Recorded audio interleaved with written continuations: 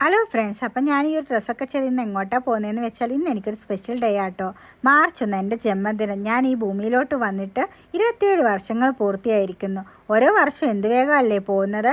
ഇന്ന് ഞങ്ങളുടെ മെയിൻ പരിപാടി എന്താണെന്ന് വെച്ചാൽ ലിസ്ബോൺ നഗരം ഒന്ന് ചുറ്റിക്കാണണം. അതുപോലെ തന്നെ ബർത്ത്ഡേൻ്റെ സ്പെഷ്യലായിട്ട് അടിപൊളി ഒരു ഡിന്നറൊക്കെ കഴിക്കണം. ഞാനും മനുവാണെങ്കിൽ ബസ്സിൻ്റെ ഫ്രണ്ട് ഭാഗത്താട്ടോ ഇരുന്നത്. അതുകൊണ്ട് തന്നെ പുറത്തെ കാഴ്ചകളൊക്കെ നല്ല വ്യക്തമായിട്ട് കാണാമായിരുന്നു. നല്ല രസമില്ലേ കാണാൻ വേണ്ടി രാത്രിയിൽ കാഴ്ചകളൊക്കെ.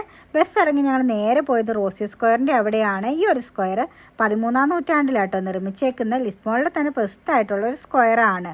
ഞങ്ങളാണ് ലിസ്ബോൺ നഗരം നടന്നു കാണാനാണ് തീരുമാനിച്ചത്. പിന്നെ വലിയ മടുപ്പൊന്നും ഇല്ലായിരുന്നു, കാരണം ഓരോ കാഴ്ചകളും പുതുതായതുകൊണ്ട്. ചില സ്ഥലത്തൊക്കെ ആൾക്കാർ വളരെ കുറവാണ്. പിന്നെ മെയിൻ ടൂറിസ്റ്റ് സ്ഥലത്തൊക്കെയാണ് കുറച്ചധികം ആൾക്കാരെ കാണാൻ സാധിക്കുന്നത്. എനിക്ക് തോന്നുന്നത് രാത്രി ആയതുകൊണ്ടായിരിക്കും ആൾക്കാരൊക്കെ കുറവ്. ഇപ്പം നമ്മൾ പോകുന്നത് ഇവിടുത്തെ ഒരു മെയിൻ സ്ക്വയറിൻ്റെ അങ്ങോട്ടേക്കാണ്. അതിൻ്റെ നടന്ന് നമ്മൾ അവിടേക്ക് എത്തിയിട്ടോ. ഈ സ്ക്വയറിൻ്റെ എവിടെയാണെങ്കിൽ അത്യാവശ്യം നല്ല വെട്ടമൊക്കെ ഉള്ളതുകൊണ്ട് ഞാൻ കുറച്ച് വീഡിയോസൊക്കെ അവിടെ നിന്ന് എടുത്തു. ഇന്നാണെങ്കിൽ ഇവിടെ ഇല്ലേ വേലിയിറക്കം ആയതുകൊണ്ട് കടലിലൊക്കെ കുറേ താഴോട്ട് പോയി. അതുകൊണ്ടാണ് ഈ കാണുന്ന സ്റ്റെപ്പിൻ്റെ അവിടെയൊക്കെ നമുക്ക് ഇറങ്ങാൻ പറ്റുന്നത്. അല്ലെങ്കിൽ നമുക്ക് ഇവിടെ നിന്ന് ഇറങ്ങാനൊന്നും പറ്റൂലായിരുന്നു. പോർച്ചുഗീസിൻ്റെ തലസ്ഥാന നഗരമാണ് ലിസ്ബോൺ. അതുകൊണ്ട് തന്നെ 3000 വർഷത്തെ ചരിത്ര പാരമ്പര്യമായിട്ട് ഈ ഒരു ലിസ്ബോൺ നഗരത്തിനുള്ളത്.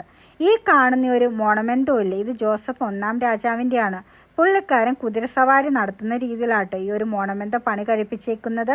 എനിക്കാണെങ്കിൽ ലിസ്ബോൺ നഗരത്തിൻ്റെ രാത്രി കാഴ്ചകളൊക്കെ ഒരുപാട് ഇഷ്ടമായി. പിന്നെയാണെങ്കിൽ നടന്ന് മടുക്കുകയൊക്കെ ചെയ്ത് പിന്നെ നന്നായി വിശക്കുന്നുണ്ടായിരുന്നു. അതുകൊണ്ട് ഇപ്പോൾ റെസ്റ്റോറൻറ്റ് അന്വേഷിച്ച് നടപ്പാണ്. പോകുന്ന വഴിക്കാണെങ്കിൽ നമ്മളാണെങ്കിൽ ട്രെയിൻ വരുന്ന കണ്ടുകൊണ്ട് കുറച്ച് നേരം വെയിറ്റ് ചെയ്ത്. പിന്നെ ട്രെയിൻ പോകുന്ന ഫുൾ വീഡിയോ എടുക്കാൻ ഞാൻ മറന്നുപോയിന്ന്.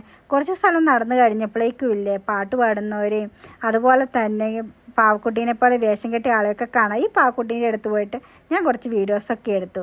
അതിനുശേഷം നമ്മൾ ഡിന്നർ കഴിക്കാൻ വേണ്ടി കയറി. ഇവിടെയാണെങ്കിൽ കൂടുതലും മീൻ വിഭവങ്ങളൊക്കെ ആയിരുന്നു ഉണ്ടായിരുന്നു കേട്ടോ.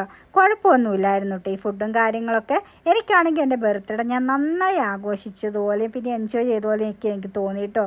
പോർച്ചുഗീസിലെ വിശേഷങ്ങൾ അടുത്ത വീഡിയോ കാണാം.